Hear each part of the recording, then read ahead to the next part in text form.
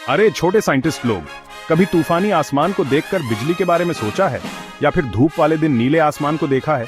Science हमारे आसपास की दुनिया को समझने में हमारी मदद करता है। चलो बिजली और नीले आसमान के राज जानने के लिए तैयार हो जाओ। साइंस एक डिटेक्टिव की तरह होता है, हमेशा रहस्य सुलझाता रहता है। और आज हम डिटेक्टिव हैं।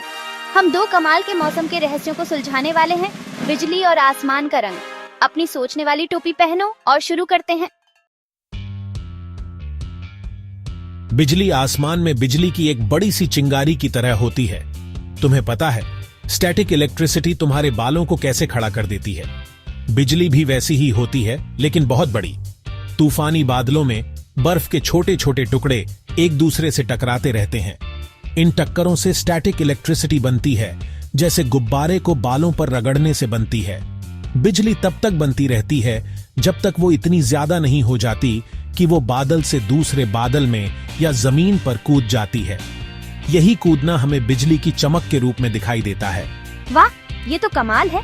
तो वो छोटे छोटे बर्फ के कण आसमान में छोटे छोटे बिजली बनाने वाले होते हैं?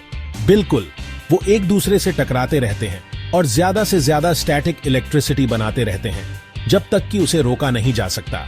फिर जैप, हमें बिजली मिलती है। कभी सोचा है कि आसमान सिर्फ सफेद क्यों नहीं होता, सूरज की रोशनी के रंग जैसा? ये सब स्कैटरिंग नाम की चीज की वजह से होता है। सूरज की रोशनी को इंद्रधनुष के सभी रंगों के मिश्रण की तरह समझो।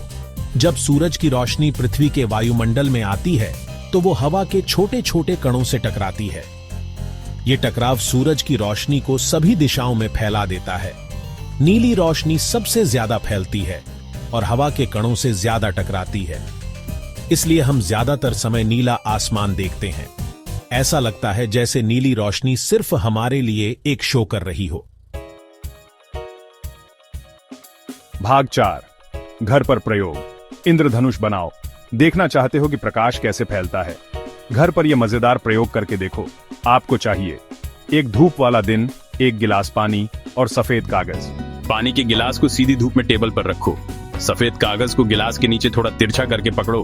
कागज को ध्यान से देखो। क्या आपको इंद्रधनुष दिखाई दे रहा है? सूरज की रोशनी पानी से होकर गुजर रही है और फैल रही है, जैसे वो वायुमंडल में करती है। मजा आया ना? बिजली की तेज गर्मी उसके आसपास की हवा को तेजी से फैला देती है, जिससे तेज आवाज वाली तरंगे पैदा होती हैं।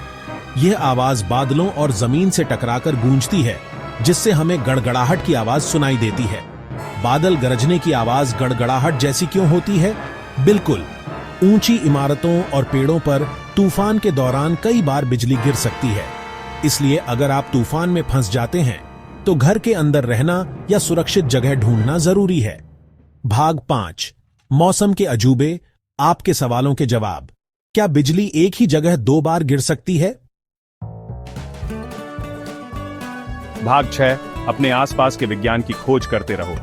विज्ञान हर जगह है, बिजली की जबरदस्त शक्ति से लेकर आसमान के खूबसूरत नीले रंग तक। सवाल पूछते रहो, जिज्ञासु बने रहो और अपने आसपास की दुनिया के अजूबों की खोज करना कभी बंद मत करो। कौन जाने आपको और कौन सी अद्भुत खोजें मिलेंगी।